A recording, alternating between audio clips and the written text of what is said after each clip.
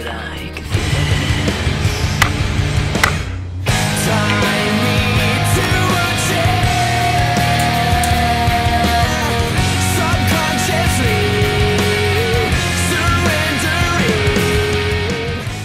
As requested, we were talking.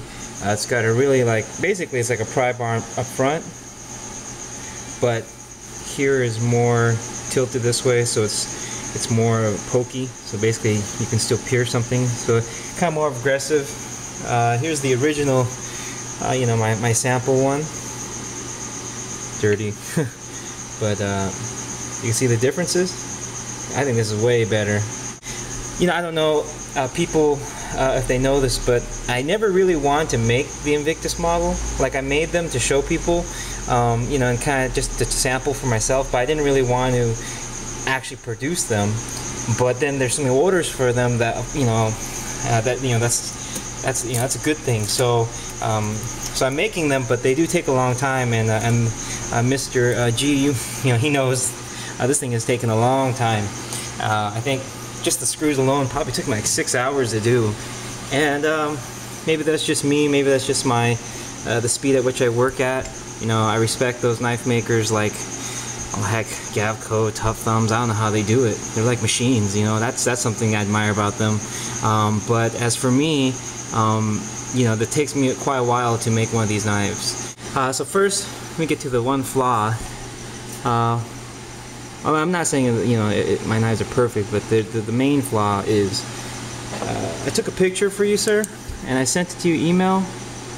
I don't know if you guys can see, but this is the best this is going to be able to do. But you can see the hole on the left, it's metal.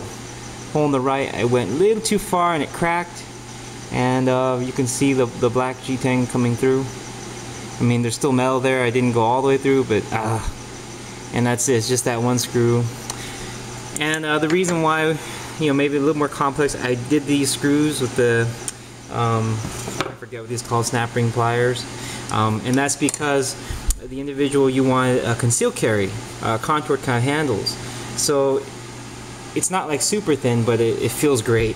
I was like debating, you know, taking more time and basically matching the contour of the handle, the ergonomics, but then I chose this kind of shape because I thought that in hand it would feel good, and it does, because you can see like how those two fingers wrap around that portion, so it feels really great. Okay, so I was saying smaller bevels. So it's beveled all around, but they're really minor. I mean, they're there, and then I slightly sanded them down, just to kind of, I don't know, just did.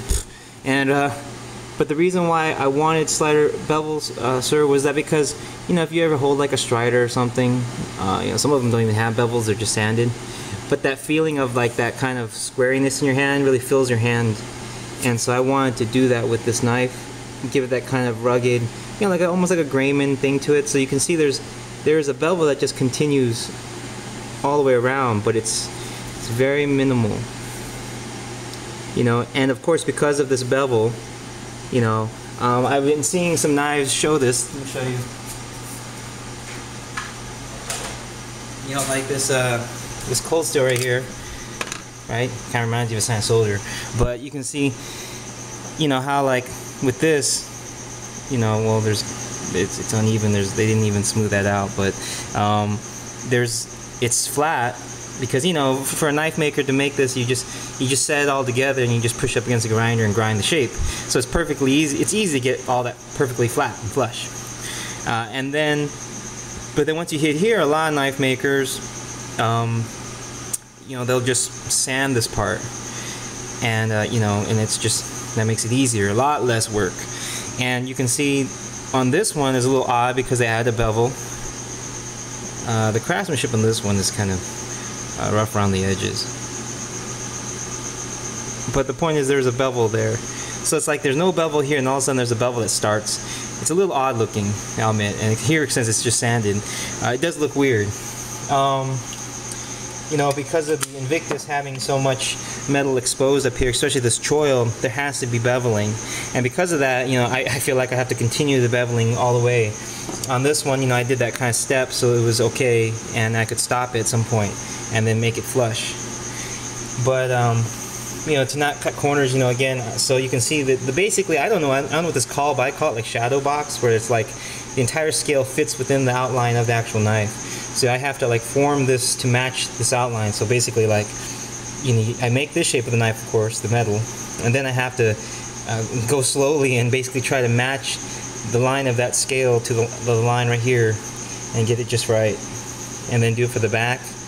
And obviously here, this one is not symmetrical. It's got, they both kind of contour in. You can see, so, and then for me, it was just even trying to get that gap right here to be the same distance up here and up here. So overall, it came out really great.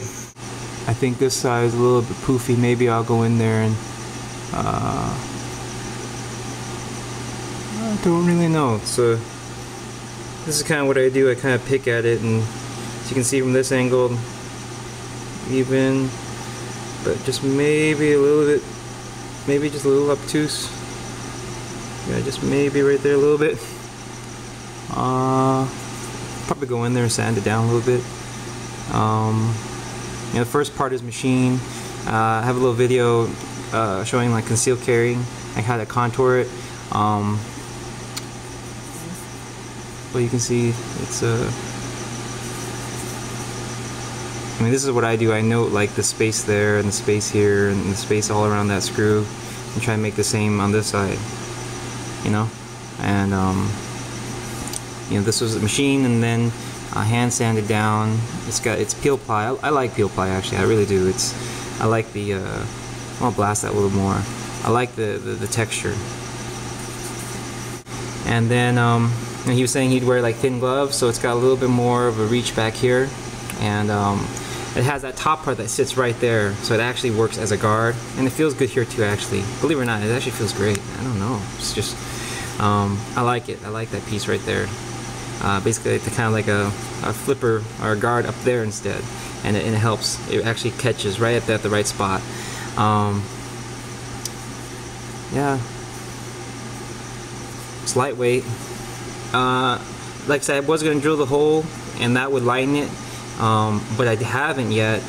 Originally, then I was thinking to drill more little tiny holes inside, but it's light. I don't really think it's necessary. I know, being that this is for a police officer, I know you're carrying a lot on your belt, and I feel like then it should be lighter. I can see some imbalance with the bead blast.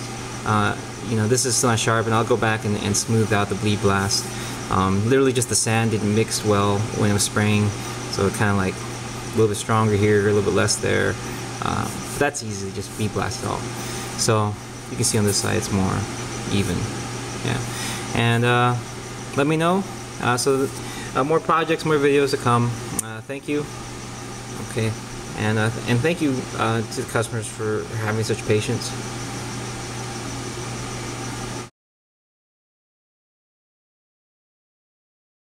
You're talking to some guy who's crafting basically a tool or a weapon, right? And it's kind of like old-fashioned. He makes it by hand, and then you're like you're the collector or the user, but there's that kind of just that transferring. It's not like just buying a basic product, or just it's not just some kind of normal piece of merchandise. It's got some, I guess, kind of culture or history to it, that kind of community, I guess. If you guys know what I'm saying, like I really like that idea of it. I like I really like forming the metal. I really like making each step, and I know people are like, you should maybe like wire jet or have them more mass produced in some way, but I just really like the process right now. I mean, for me, it's really not so much about business. It's not so much about getting tons out there and making money. For me, it's about practicing that process of someone wanting a knife from me, and me having the diligence, the kind of from beginning to finish, that trade, mastering this trade, like this, the craftsmanship.